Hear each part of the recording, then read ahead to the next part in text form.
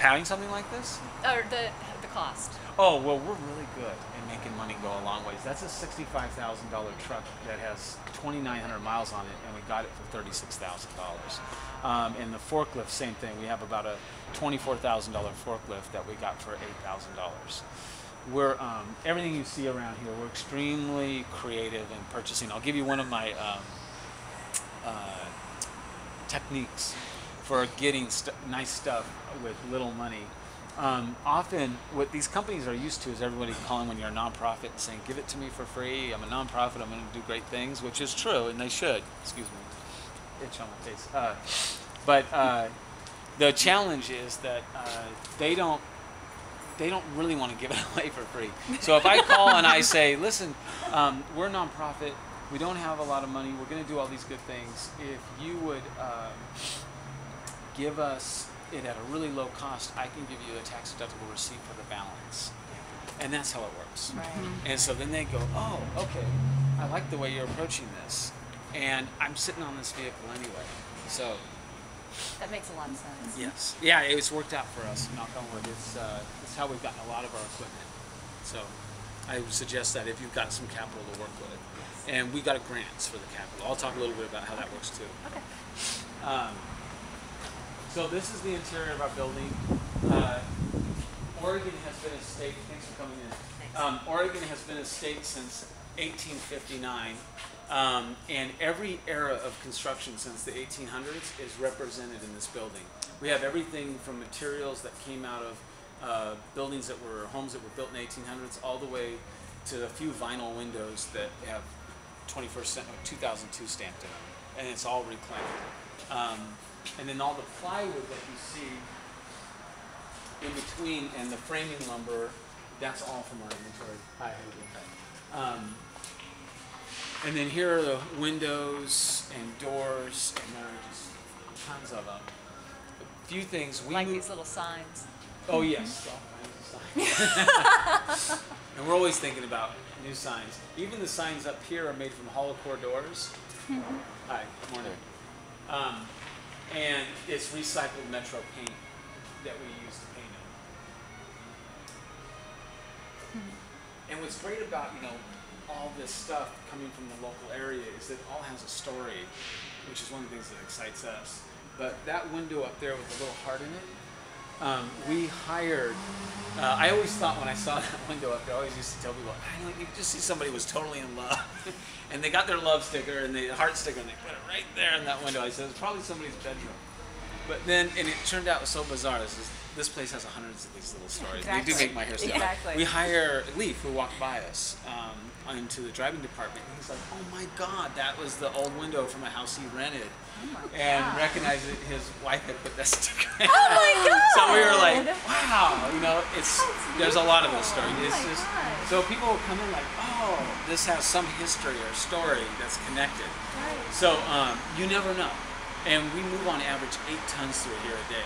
And I've been told that's the largest by volume in North America of any used building material place.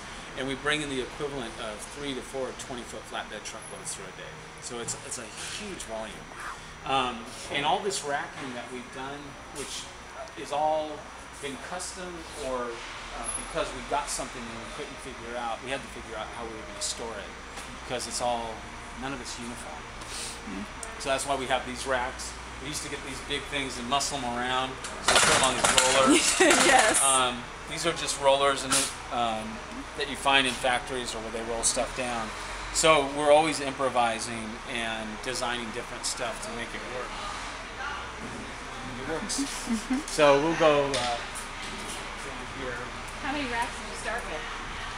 Oh my, we were a lot smaller. What we did is I got a grant from our Metro regional government. That was our first grant. And it was only for capital. By the way, we don't get any grants for operations. 100% of our operations are sustained by our own earned income. The only thing we get grants for are for capital, to help us buy equipment. And that's also a good strategy for getting foundations to donate. They love that, like, oh, you won't be coming back again to get funding for your operation? Now I always say this, they may not work for every region and every area, So, you know, I'm not against grants for operations. Just when I went around and looked at nonprofits, I saw this pattern, which I'll talk to you about when we sit down. Well, that's the beauty of the reuse model in the first place, is you've Yeah. got, you know, consistent income Yes. coming in from that. So Yeah, and hopefully it's enough to sustain you. exactly. And for us, you know, it has been. Yeah. And so when we go for the grants, it's just for the capital.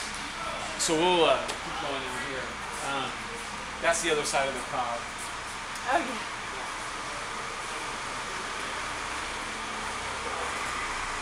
So what he's picking up right now is our wood bunks. We get wood that's with dry rot. We get things that have damage, or doors sometimes that will have something wrong with them. But all the wood is sort of separated, and then that goes out for recycling. And basically, it becomes hog fuel. And in the United States, that's called recycling, but in a lot of countries, that's called waste. So, you know, but here, we're recycling it. And I guess it is better than going in a landfill, but it's still, and in this stuff that's in there, if you were looking there, it's like the bottom of the bottom. What we do here too, which is really important, is our philosophy. Which is different than any place I've been yet. We don't accept building materials based on on their resale value. We accept them based on whether or not they're reusable. Right. And you'll hear this all the time. We don't care what the resale value is. Yeah. Can we find a home for it? We'll take it. And what it's done is it means the majority of our inventory doesn't pay for itself to be here.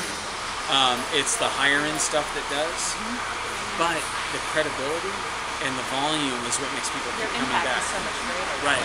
People come in and they're like, and I'll tell you the story too when we sit down about why we got to that. Because when I went and looked at used building material places like you're doing, I went all the way down to a place that was literally on the border of Mexico. It was in San Diego, all the way through Canada. And I just observed and took notes and shadowed and saw that there was this messed link between the relationship you were building in the community and what you were doing, and as a used building material place. And it was this messed opportunity to develop relationships. And the relationships for our organization is the foundation. So anyway, we can sit down, I'll share more about that.